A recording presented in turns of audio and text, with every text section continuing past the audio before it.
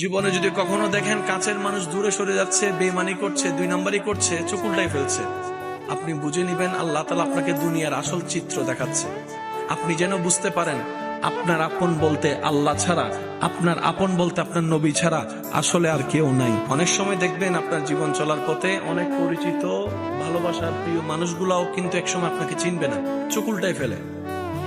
বিশেষ করে আপনার যখন দুঃখের কষ্টের সময় যাবে, মনে রাখবেন ভালোবাসার সাথে শ্রদ্ধার সাথে বলে যায়, জীবনের কোন পরিস্থিতিতে যদি এই দৃশ্যটা আপনার সামনে আসে, আপনরাই দূরে সরে যাচ্ছে, মনে রাখবেন আপনার আল্লাহ আপনার উপর দয়া করা শুরু করেছেন। সুবহানাল্লাহ।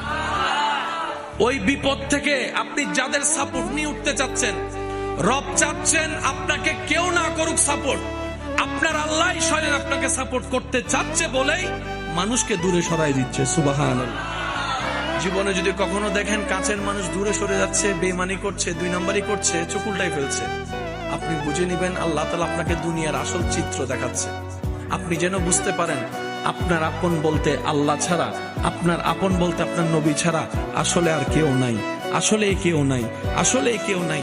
আপনার ভালোবাসার অধিকার পাওয়ার একমাত্র আল্লাহর আছে, স্রষ্টা হিসেবে নবীর আছে। আপনার উম্মত হিসেবে আপনি ভালোবাসবেন আপনার নবীকে, আপনি আল্লাহকে ভালোবাসবেন, আপনার নবীকে ভালোবাসবেন। এই বুঝটা দেওয়ার জন্য আল্লাহ অনেক সময় দুনিয়ার এই বাস্তবতা আমাদের সামনে এনে দেয়। আল্লাহ তাআলা আমাদের সবাইকে বুঝার আমল করার তৌফিক দান।